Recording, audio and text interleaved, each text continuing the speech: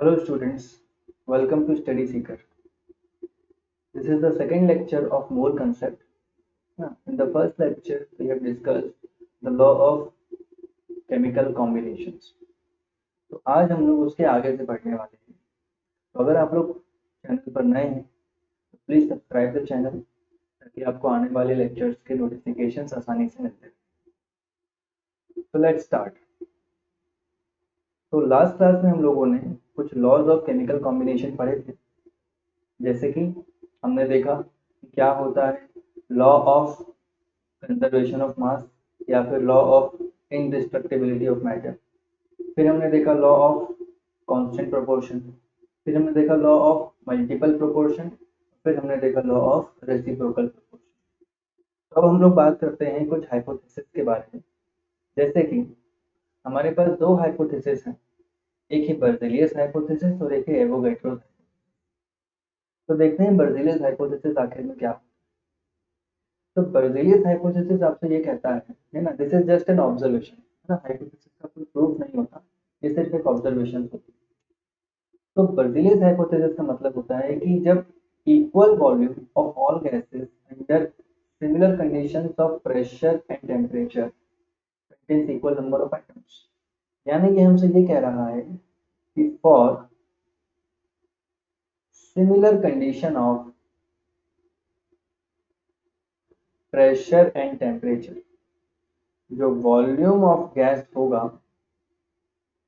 वो directly proportion होगा number of atoms के। ये कुछ हद तक सही है स्टेटमेंट, जो कुछ हद तक गलत भी है।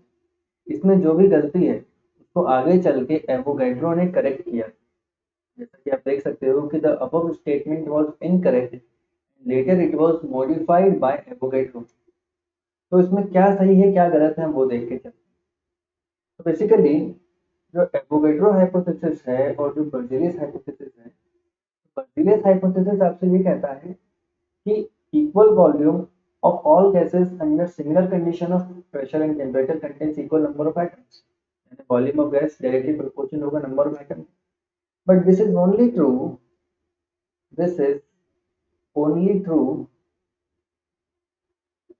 for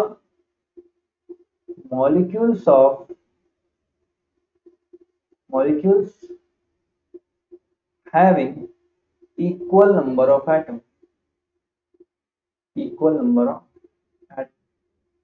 क्या मतलब हुआ? मतलब ये हुआ कि सपोज करो कि आपके पास एक कंटेनर में ऑक्सीजन गैस है और एक कंटेनर में नाइट्रोजन गैस है, O2 और N2। तो अगर इन दोनों गैसेस का वॉल्यूम सेम है, प्रोवाइडेड कि प्रेशर टेम्परेचर तो सेम होना ही चाहिए, अगर इन दोनों गैसेस का वॉल्यूम सेम है दोनों ही कंटेनर्स में टोटल नंबर ऑफ एटम्स भी सेम होंगे, ऐसा ये लॉ आपसे कहता है ना, ऐसा ये हाइपोथेसिस आपसे कहता है। तो ये इसके लिए करेक्ट है। फॉर एग्जांपल आपके पास एक कंटेनर में CO2 है और एक कंटेनर में SO2 है। तो ये हाइपोथेसिस आपसे ये कहती है कि under the similar condition of pressure and temperature, अगर दोनों कंटेनर में इन दोनों गैसेस का वॉल्यूम बराबर है, अगर दोनों कंटेनर में इन दोनों गैसेस का वॉल्यूम बराबर है तो अंदर टोटल नंबर ऑफ एटम्स भी दोनों कंटेनर में क्या होंगे, इक्वल। तो ये इसके लिए भी ट्रू है। लेकिन सपोज करो एक कंटेनर में आपके पास कार्बन मोनोऑक्साइड और एक कंटेनर में आपके पास अमोनिया है, NH। अब आपसे ऐसा बोला जाए कि क्या इसके ऊपर बर्जेलियस हाइपोथेसिस एप्लीकेबल होगी? भाई इसके ऊपर एप्लीकेबल नहीं होगी। क्यों? क्योंकि इन दोनों मॉलिक्यूल्स में एटम्स जो है वो क्या है, डिफरेंट है। जैसे अगर हम O2 N2 की बात करें तो O2 में भी दो एटम और N2 में भी दो एटम, यहाँ पर भी दोनों में तीन तीन एटम, और यहाँ एक में दो एटम है और एक में चार एटम। तो अगर एटम्स बराबर होते हैं, है ना, एटम्स अगर बराबर होते हैं दोनों ही मॉलिक्यूल्स के अंदर, तभी बर्जेलियस हाइपोथेसिस उसके लिए वैलिड होता है, अदरवाइज वैलिड नहीं होता। ओके, तो ये इसके अंदर एक छोटा सा डिफेक्ट है जिसको आगे चल के एवोगैड्रो ने करेक्ट किया था। तो हम देखते हैं कि अब एवोगैड्रो इसके बारे में क्या कहता है।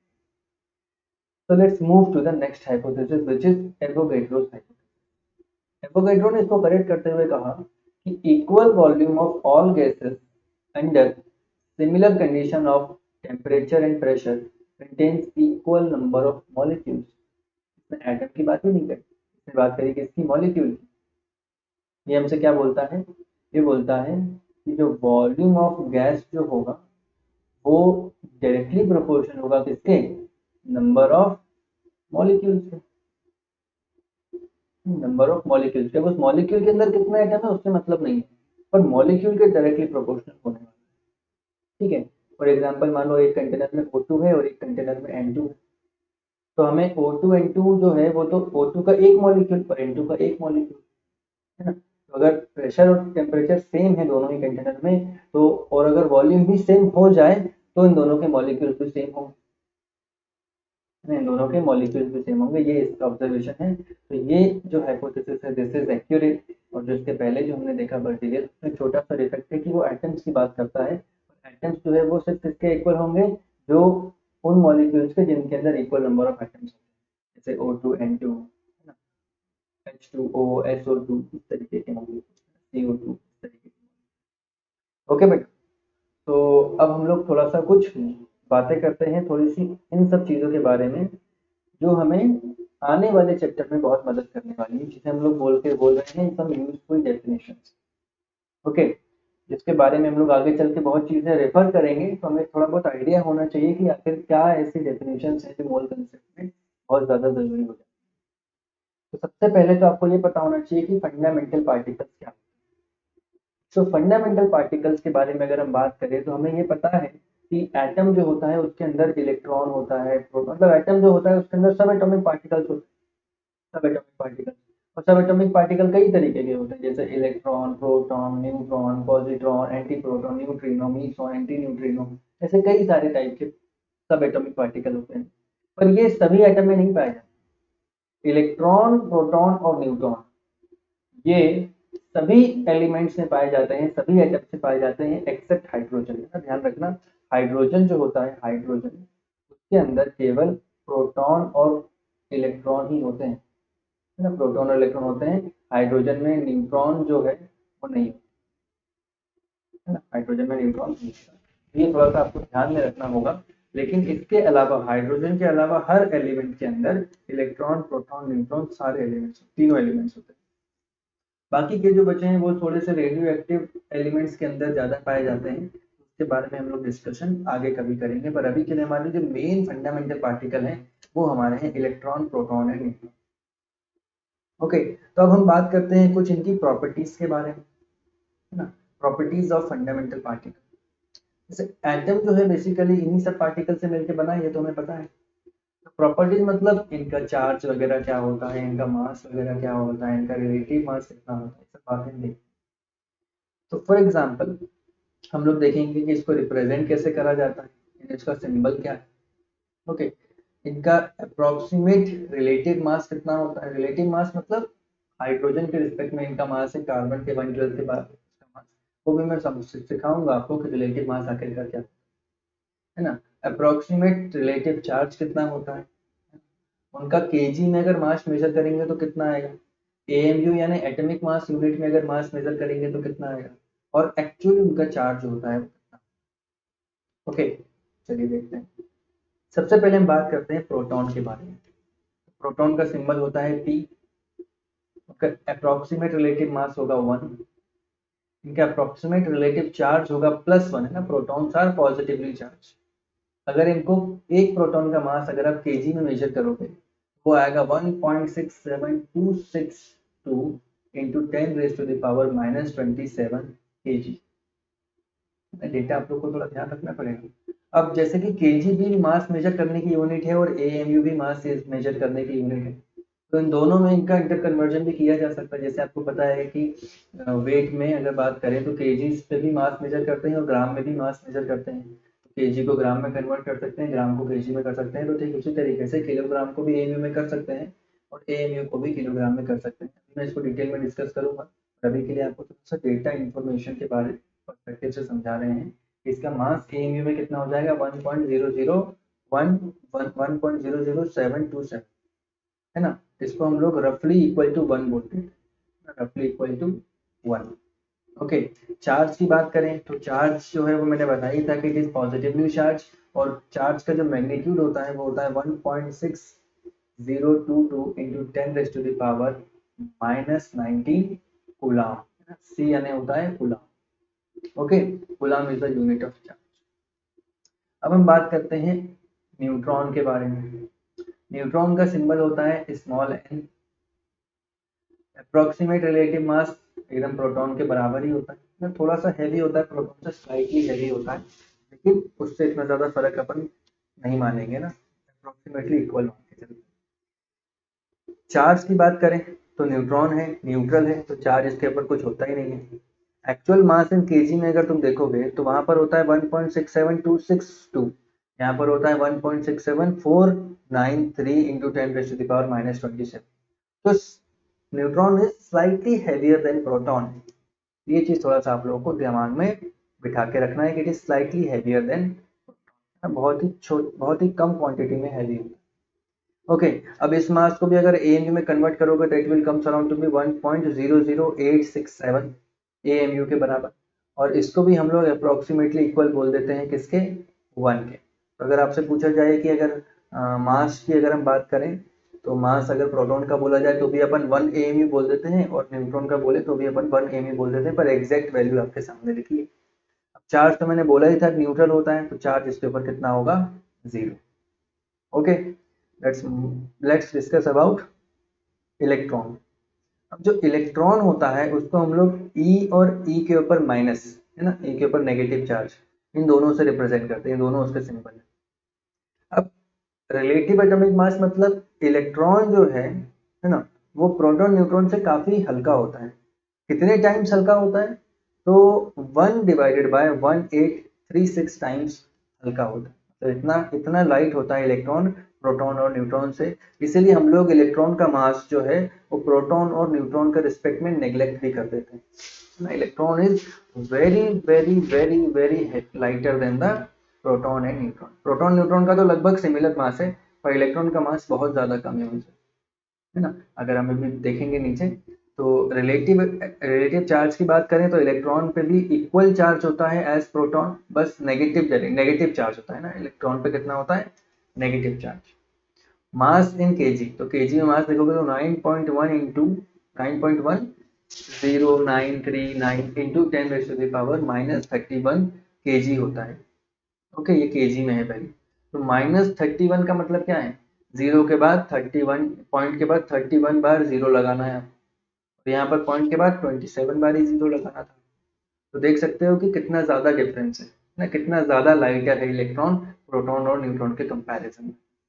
तो अब इसकी अगर एएमयू में बात करेंगे तो ये एएमयू में इसकी वैल्यू आती है 0.00054, जिसको हम अप्रोक्सीमेटली जीरो ही मान लेते हैं, अप्रोक्सीमेटली इसका मास जीरो ही मान लेते हैं। तो कभी आपसे पूछे कि मास ऑफ इलेक्ट्रॉन क्या होता है, तो 0 एएमयू। मास ऑफ प्रोटॉन क्या होता है, तो 1 एएमयू। मास ऑफ न्यूट्रॉन क्या होता है, तो 1 एएमयू। ओके, चार्ज की बात करें तो सेम चार्ज होता है जितना प्रोटॉन के ऊपर है, बस नेगेटिव का होता है। तो ये सारी हम लोगों ने प्रॉपर्टीज डिस्कस कर ली हैं फंडामेंटल पार्टिकल की, ये थोड़ा आप लोगों को ध्यान में रखना होगा, है ना। इसके अलावा भी कई और सब एटॉमिक पार्टिकल होते हैं जिनके बारे में थोड़ा सा ओवरव्यू हम लोग देख लेते हैं। जैसे कुछ अदर सब एटॉमिक पार्टिकल जो है, वैसे पॉजिट्रॉन, एंटी प्रोटॉन, न्यूट्रिनो, मीसॉन, ये भी सब एटॉमिक पार्टिकल है, पर इतना ज्यादा इंपॉर्टेंट नहीं है हमारे इस चैप्टर से रिलेटेड। इस चैप्टर से रिलेटेड आपके सबसे ज्यादा इंपॉर्टेंट जो है वो कौन है, सबसे ज्यादा इंपॉर्टेंट है आपके पास इलेक्ट्रॉन, प्रोटॉन एंड न्यूट्रॉन। उसके बारे में सारी आपको इन्फॉर्मेशन याद होनी चाहिए, बाकी इनके बारे में नाम पता हो तो काफी है ना। तो पॉजिट्रॉन की बात करें तो इसका मास कितना होता है, तो जितना इलेक्ट्रॉन का मास होता है उतना ही। पॉजिट्रॉन मतलब बेसिकली इलेक्ट्रॉन जैसा ही समझ लो इसको, ठीक है। चार्ज की बात करें तो सेम एज प्रोटॉन, मतलब क्या पॉजिट्रॉन को ऐसा बोल सकता है कि it is just like positive electron, क्योंकि चार्ज प्रोटॉन के बराबर यानी पॉजिटिव का, और मास इलेक्ट्रॉन के बराबर, तो ये पॉजिटिव इलेक्ट्रॉन बोल सकते हो इसको, पॉजिट्रॉन। एंटी प्रोटॉन का मास जो होता है वो सेम प्रोटॉन के जैसा ही होता है, और चार्ज इलेक्ट्रॉन के जैसा होता है ना, चार्ज इलेक्ट्रॉन के जैसा होता है। तो ये जस्ट प्रोटॉन ही है, बस नेगेटिव चार्ज के साथ। न्यूट्रिनो, न्यूट्रिनो तो मतलब समझ लो मास इसका कुछ होता ही नहीं है, नेग्लिजिबल मास होता है, और चार्ज भी कुछ नहीं है ना, पूरा मतलब ना के बराबर ही, इसका अस्तित्व ही नहीं है बिल्कुल भी। और मीसॉन मतलब 200 टाइम्स देन इलेक्ट्रॉन, इलेक्ट्रॉन से 200 टाइम्स हैवी होता है, और चार्ज इसका पॉजिटिव नेगेटिव जीरो कुछ भी हो सकता है। ये सब हम लोग रेडियो एक्टिविटी नाम के एक चैप्टर में थोड़ा सा देखते हैं, बाकी इसका इतना ज़्यादा सिग्निफिकेंस नहीं है हमारे लिए। ओके, सो अब हम बात करते हैं एटॉमिक नंबर की, है ना, कि what is atomic number. So atomic number क्या होता है, थोड़ा सा ध्यान से समझिएगा बेटा। डेफिनेशन रीड करते हैं पहले। The number of protons present in the nucleus, nucleus के अंदर जितने भी नंबर ऑफ प्रोटॉन्स होते हैं उसी को बोला जाता है एटॉमिक नंबर, उसी को बोला जाता है atomic number of that element, और it is represented by Z, Z से रिप्रेजेंट करते हैं। फॉर एग्जांपल मान लो अभी मैं थोड़ा सा आपको एक सस्ता सा एटॉमिक स्ट्रक्चर दिखाता हूँ। सपोज करो कि ये आपके पास में एक एटम है, तो इस एटम के सेंटर पर होता है न्यूक्लियस, है ना, और ये साइड साइड में इलेक्ट्रॉन्स घूम रहे होते हैं, साइड साइड में कौन है, इलेक्ट्रॉन्स होते हैं, और यहाँ न्यूक्लियस के अंदर कुछ प्रोटॉन्स होते हैं और कुछ न्यूट्रॉन्स होते हैं। तो न्यूक्लियस के अंदर, है ना, जितने भी प्रोटॉन्स होंगे, है ना, जितने भी प्रोटॉन्स होंगे उसी को हम लोग बोलते हैं एटॉमिक नंबर। इसको क्या बोलते हैं, एटॉमिक नंबर। सिंपल सी बात है। फॉर एग्जांपल मैंने बोला हाइड्रोजन, तो हाइड्रोजन के अंदर कितने प्रोटॉन्स होते हैं, एक होता है, तो इसका एटॉमिक नंबर 1 हो गया। मैंने बोला कार्बन, तो कार्बन के न्यूक्लियस के अंदर कितने प्रोटॉन होते हैं, तो 6 होते हैं, तो इसका एटॉमिक नंबर 6 हो गया। मैंने बोला ऑक्सीजन, ऑक्सीजन का कितने होते हैं, तो आप बोलोगे उसमें 8 होते हैं, तो इसका एटॉमिक नंबर हो गया 8। मैंने बोला फ्लोरीन, फ्लोरीन में कितने प्रोटॉन्स होते हैं न्यूक्लियस के अंदर, तो आप बोलोगे उसको, है ना, आप बोलोगे उसके अंदर होते हैं 9। जैसे मान लो मैंने बोला सोडियम, सोडियम के न्यूक्लियस में कितने होते हैं, तो आप बोलोगे 11। तो न्यूक्लियस के अंदर जितने भी नंबर ऑफ प्रोटॉन्स होते हैं उसी को क्या बोला जाता है, एटॉमिक नंबर। तो हम लोग ये कह सकते हैं यहाँ पे कि जो एटॉमिक नंबर होता है यानी कि Z is equal to number of protons, number of protons is equals to atomic number. Okay, तो एटॉमिक नंबर का मतलब होता है नंबर ऑफ प्रोटॉन्स। और जो हमारी जो पीरियोडिक टेबल है आप लोगों ने देखी होगी, एक बड़ी सी पीरियोडिक टेबल है, उसमें 117 118 एलिमेंट्स हैं, तो उनको एटॉमिक नंबर के ही इंक्रीजिंग ऑर्डर में जमाया गया है। सबसे छोटा जिसका एटॉमिक नंबर होगा वो सबसे पहले नंबर पर है, और सबसे ज्यादा जिसका एटॉमिक नंबर होगा वो सबसे आखिरी नंबर पर है। That means it is arranged in the increasing order of atomic number. Okay, और एटॉमिक नंबर क्या होता है, it is the number of proton inside the nucleus. Clear है मेरी इतनी बात। अब हम लोग बढ़ते हैं आगे। नेक्स्ट आपकी डेफिनेशन है एटॉमिक मास। एटॉमिक मास को क्या बोला जाता है, एटम का मास। एटॉमिक मास मतलब एटम का मास। तो जैसा कि अभी आप पढ़ चुके हो कि मास ऑफ इलेक्ट्रॉन हमने क्या देखा, 0 AMU। मास ऑफ प्रोटॉन हमने क्या देखा, 1 AMU। और मास ऑफ न्यूट्रॉन क्या हमने देखा, इट इज 1 AMU। यही हमने देखा था, है ना, अप्रोक्सीमेटली 0 AMU 1 AMU 1 AMU। तो एटम के अंदर ये तीन चीजें हैं, है ना। एटम की अगर हम बात करें, मान लो ये एटम है, तो इसके अंदर इलेक्ट्रॉन होगा, प्रोटॉन होगा और न्यूट्रॉन होगा, है ना। एटम के अंदर अब इस तरीके से नहीं होते, सेंटर पे प्रोटॉन न्यूट्रॉन होते हैं और बाजू बाजू इलेक्ट्रॉन घूमते रहते हैं, पर एटम के अंदर ये तीन चीजें होती हैं। तो अगर मैं आपसे बोलूँ चौथी, इसके अलावा तो कुछ और है नहीं हमारे जानने में। तो अगर मैं आपसे बोलूँ कि एटम का मास बताओ भाई, तो एटम का मास बताने का मतलब क्या है, एटम के अंदर जो जो है उसका मास जोड़ दो। तो एटम के अंदर तीन चीजें हैं, तो mass of electron plus mass of proton plus mass of neutron कर दो, और मास ऑफ इलेक्ट्रॉन तो नेग्लिजिबल है। दैट मीन्स कि जो एटॉमिक मास होगा, एटॉमिक मास जो होगा वो क्या हो जाएगा, वो हो जाएगा mass of proton plus mass of neutron, ना, mass of proton plus mass of neutron. This is your atomic mass. Okay, for example मान लो मैंने आपसे बोला कि हम लोग बात कर रहे हैं, हम बात कर रहे हैं कार्बन की। तो कार्बन के अंदर इलेक्ट्रॉन होते हैं 6, प्रोटॉन भी होते हैं 6 और न्यूट्रॉन भी होते हैं 6। तो इलेक्ट्रॉन का तो कंट्रीब्यूशन मास में अपन देखते नहीं है, केवल केवल प्रोटॉन का देखते हैं। तो एटॉमिक मास जिसको ए से रिप्रेजेंट किया जाता है ना, इसका क्या हो जाएगा मास, तो एक प्रोटॉन का मास 1 AMU है, तो 6 प्रोटॉन का मास कितना हो गया, 6 AMU। और 6 न्यूट्रॉन का मास भी कितना हो गया, 6 AMU। यानी टोटल कार्बन का मास कितना हो गया, टोटल कार्बन का मास हो गया 12 AMU। That means atomic mass का मतलब होता है mass of protons plus mass of neutrons. Okay, तो ये एक सिंपल सी डेफिनेशन। अब इसी से मिलता जुलता एक और कॉन्सेप्ट है जिसे हम लोग बोलते हैं मास नंबर। क्या बोलते हैं हम लोग इसे? मास। अब मास नंबर और एटॉमिक मास, कई जगह आप लोग देखो कि इसको इंटरचेंजेबल बोलते हैं अपन लोग, मतलब एटॉमिक मास की जगह मास नंबर यूज कर लिया, मास नंबर की जगह एटॉमिक मास यूज कर लिया, तो क्योंकि इनका मैग्नीट्यूड बराबर ही होता है। तो जरा ध्यान से समझो मेरी बात, एटॉमिक मास और मास नंबर में क्या डिफरेंस है। मान लो, जैसे मान लो मैंने आपसे कहा था कि ये एटम है और इसके अंदर इलेक्ट्रॉन्स हैं, कुछ प्रोटॉन्स हैं और कुछ न्यूट्रॉन्स हैं। ओके, तो इसके अंदर एटम के अंदर ऐसी कितनी स्पीशीज हैं जिनका कंसिडरेबल मास होता है? तो एटम के अंदर केवल प्रोटॉन और न्यूट्रॉन ही ऐसे हैं जिनका कंसिडरेबल मास होता है, इलेक्ट्रॉन का तो होता नहीं है ना। तो एटम के अंदर वो स्पीशीज जिनका कंसिडरेबल मास होता है उनके नंबर को ही बोलते हैं मास नंबर। तो अगर मैं आपसे बोलूं कि मास नंबर क्या होगा, तो आप बोलोगे number of proton plus number of neutron. Carbon की बात कर लें अगर फिर से, तो कार्बन में इलेक्ट्रॉन होते हैं 6, प्रोटॉन होते हैं 6 और न्यूट्रॉन होते हैं 6। तो मास नंबर को भी ए से ही रिप्रेजेंट करते हैं, कैपिटल ए से। तो इसमें हमें क्या यूज करना है? केवल नंबर। तो प्रोटॉन का नंबर कितना है? 6 और न्यूट्रॉन का नंबर भी कितना है? 6। तो मास नंबर कितना आ गया? 12। एटॉमिक मास कितना आया था? 12 AMU। मास नंबर कितना आया है? 12। मास नंबर सिर्फ नंबर्स का सम है और एटॉमिक मास उनके मासेस का सम। ठीक है, तो थोड़ा ध्यान से डेफिनेशन रीड करो। ये आपसे कह रहा है कि the sum of number of neutrons and protons is called the mass number of element. It is also represented by A. It is known as the number of nucleons because neutrons and protons are present in the nucleus. एक electron sorry एक proton और एक neutron मिलकर एक nucleon बनाते हैं। क्या बनाते हैं? मिलकर एक न्यूक्लियन बनाते हैं। तो टोटल नंबर मिलकर न्यूक्लियन बनाते हैं। तो बेसिकली न्यूक्लियन के टर्म्स में बोल सकते हैं, बट आप लोग ये समझो कि it is the sum of number of neutrons and protons, it is the sum of masses of neutron and proton. एक नंबर्स का सम होता है तो नंबर्स के सम की कोई यूनिट नहीं होती, और एक मासेस का सम होता है तो उसकी यूनिट होती है।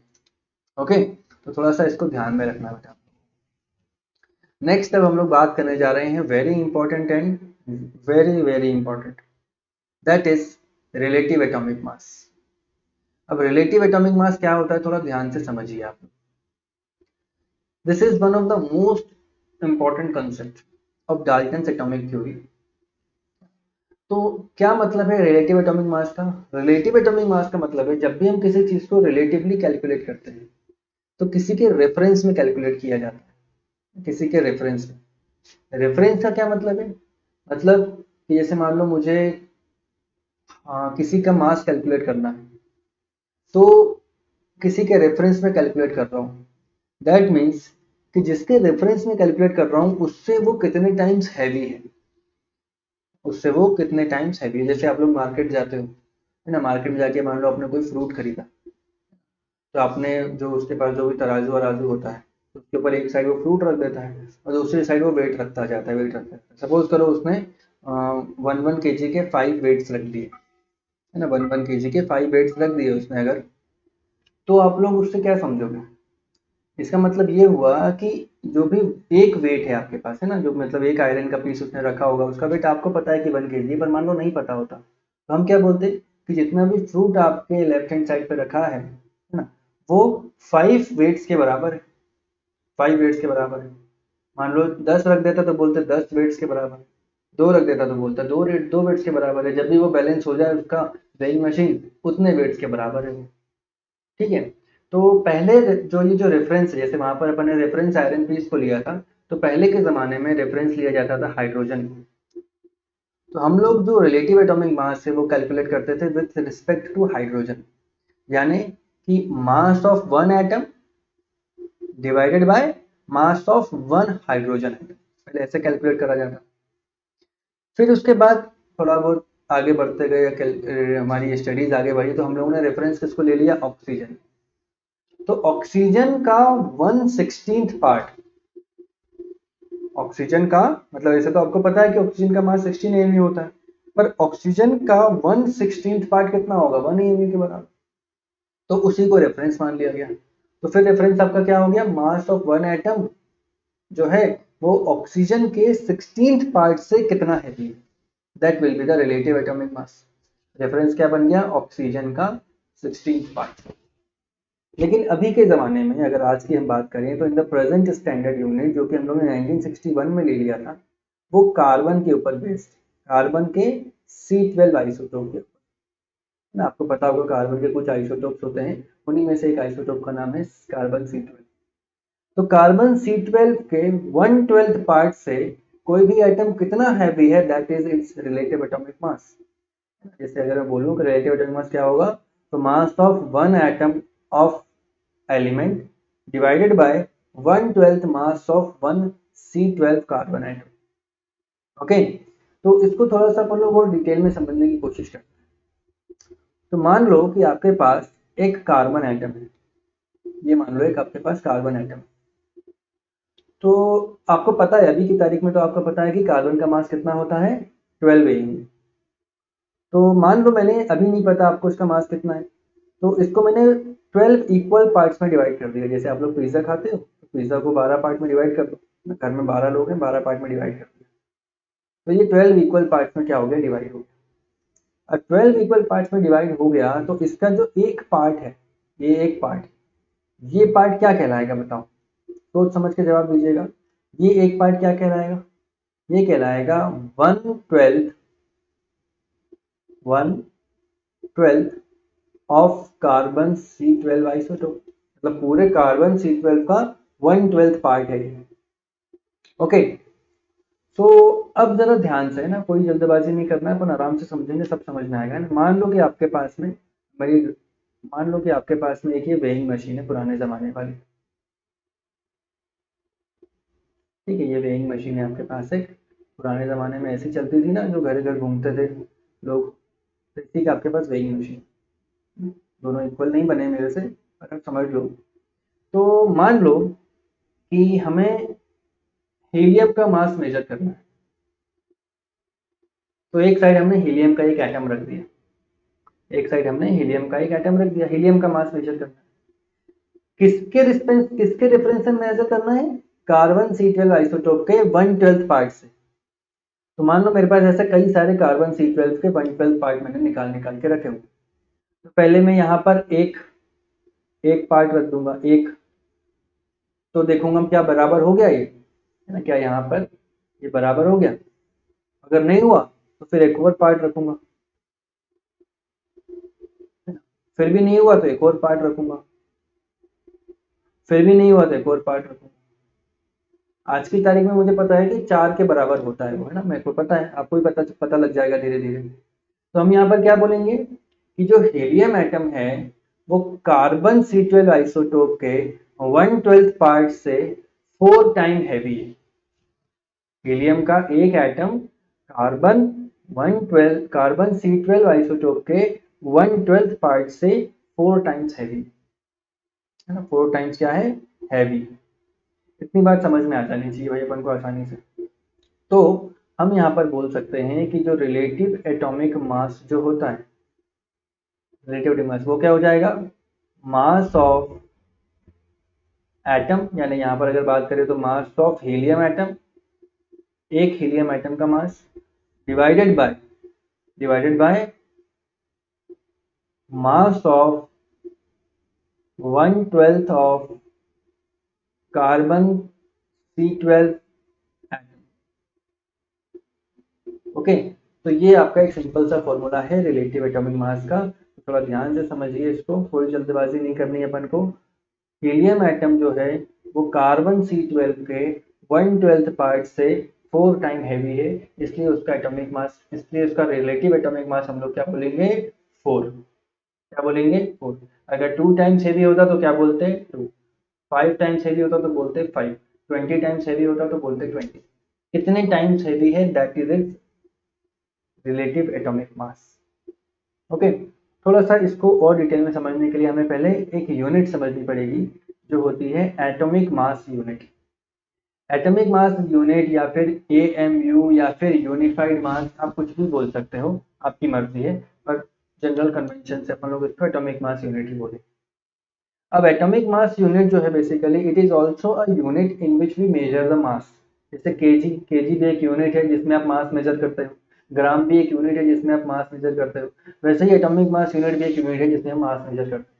लेकिन केजी और ग्राम में, इनमें हम लोग अपनी रियल लाइफ की चीजें मेजर करते हैं। जैसे मेरे को मेजर करना होगा तो केजी में करेंगे, ठीक है। किसी छोटे मोटे सब्सटेंस को मेजर करना होगा तो ग्राम में कर लेंगे, और एकदम माइक्रोस्कोपिक लेवल पे जाके मेजरमेंट लेना हुआ तो हम लोग एटॉमिक मास यूनिट का यूज करेंगे, because it is very lighter, बहुत छोटी होती है ना। जैसे आप लोगों को पता होगा, तो इसकी डेफिनेशन सीखते हैं पहले कि द एटॉमिक मास यूनिट या फिर AMU is equal to 1/12 of the mass of the carbon C12 isotope, है ना। तो ये तो मैंने बता ही दिया था कि पूरे कार्बन का मास 12 होता है, तो उसके 1/12 का मास कितना होगा, 1 होगा। मतलब अगर मैं बोलूं कि पूरे कार्बन का मास कितना होता है 12 एमयू, तो उसके 1/12 पार्ट का मास कितना होगा 1 एमयू, है ना। सिंपल सी बात है, इसमें तो कोई कंफ्यूजन है नहीं। तो जैसे आपको पता है कि 1 केजी जो होता है ना, 1 केजी, वो आपको पता है कि 1000 ग्राम के बराबर होता है। ये इसमें तो कोई कंफ्यूजन है नहीं, ये तो अपन लोग को पता होता है, बचपन से बताते हैं। तो कन्वर्जन करना हो तो क्या करोगे, केजी को ग्राम में करना है तो मल्टीप्लाई कर दोगे, ग्राम को केजी में करना है तो डिवाइड कर दोगे, क्योंकि दोनों में आपको पता है कि 1 केजी में कितने ग्राम होते हैं। वैसे ही केजी और एएमयू का भी रिलेशन हमें पता होना चाहिए। 1 केजी जो होता है, एएमयू से अपन कन्वर्ट करेंगे तो 1 एएमयू लिख के चलते हैं। 1 एएमयू और केजी में रिलेशन होता है 1.66 इंटू 10⁻⁻27 केजी। ये है एएमयू और केजी का रिलेशन। ये आप लोग को बाय हार्ट लर्न होना चाहिए अच्छे से, है ना। और अभी हमने देखा कि जो 1 एएमयू होता है वो किसके बराबर होता है, वो होता है 1/12 ऑफ C12 एटम। कार्बन के 1/12 के बराबर होता है 1 एएमयू। क्लियर है ना मेरी इतनी बात, इसमें तो कोई कंफ्यूजन है नहीं अपन को। चलो भाई, इतना तो अपन को समझ में आ गया। अब मैं ये कह सकता हूँ क्या, तो पिछले पेज से अगर हम बात करें कि भाई रिलेटिव एटॉमिक मास जो होता है ना, वो क्या होता है, वो होता है mass of 1 atom of element, जैसे पिछले केस में हीलियम था, divided by mass of 1/12 of C12 atom. Clear है मेरी इतनी बात।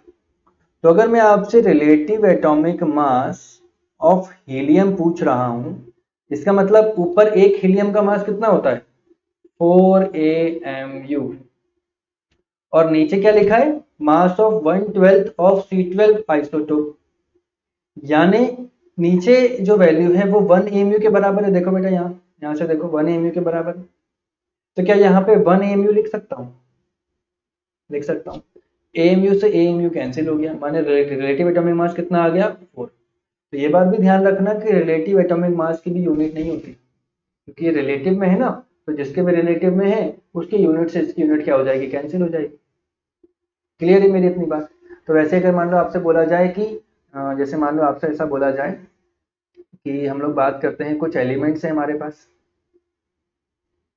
ठीक है। उसके बाद जैसे मान लो हम लोग उसकी बात करें एटॉमिक मास की और रिलेटिव एटॉमिक मास की। तो मान लो हमारे पास है बोरॉन। तो बोरॉन का एटॉमिक मास कितना होता है 11 AMU, उसका रिलेटिव एटॉमिक मास कितना होगा 11। जैसे मान लो ऑक्सीजन, तो ऑक्सीजन का एटॉमिक मास कितना होता है 16 AMU, रिलेटिव कितना हो जाएगा केवल 16। जैसे मान लो आपके पास है नियॉन, नियॉन का कितना होता है 20 AMU, तो रिलेटिव कितना हो जाएगा 20। तो आई होप कि आप लोगों को इतना सब समझ में आया होगा। एक बार ये पूरा अच्छे से रिवाइज कर देना, ताकि इसके बाद जब हम लोग इस कॉन्सेप्ट में आगे बढ़े, हम लोग मोल कंसेप्ट और आइसोटोप्स की तरफ बढ़ने वाले हैं, आइसो सीरीज की तरफ। तो नेक्स्ट लेक्चर आप लोग हम इसके ऊपर डिस्कस करेंगे।